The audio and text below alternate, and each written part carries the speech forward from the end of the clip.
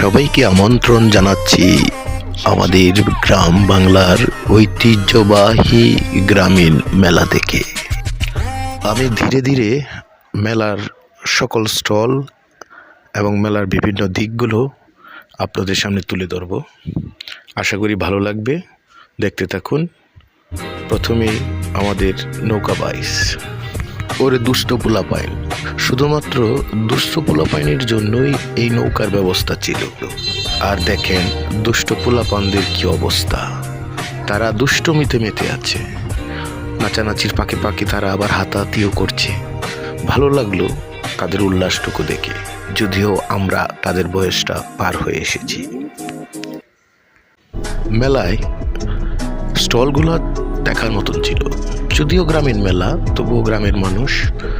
স্টলগুলোতে ছিল উপচে পড়া ভিড়, ছেলে মেয়ে, গৃহিণী,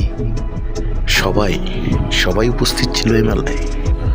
আমি যখন ক্যামেরায় দৃশ্যগুলো বন্দি করছিলাম, তখন যারা দর্শনার্থী ছিল অনেকেই আমার পরিচিত, আমার ক্যামেরার দিকে তারা তাকিয়ে তাকিয়ে হাসছিল, কিছু বলতে চেয়েছিল, কিন্তু তাদের লজ্জায় তারা বলতে পারে নাই।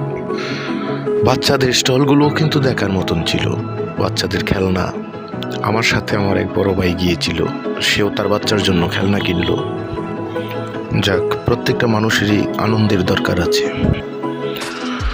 মেলায় ঘুরতে ঘুরতে আমি যা দেখলাম যে ইয়াং জেনারেশনের উপস্থিতি ছিল চোখে পড়ার মতন।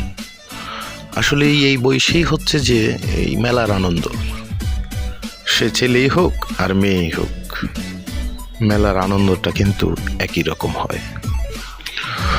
যাই হোক, এবার বিদায় নেওয়ার পালা। তবে যাবার আগে নৌকাটার সামনে আবার দাঁড়ালাম, কারণ আমাদের ইয়াং জেনারেশন তারা খুব আনন্দ করতেছে, দেখে ভালো লাগতেছে, তাই আমিও দাঁড়ালাম।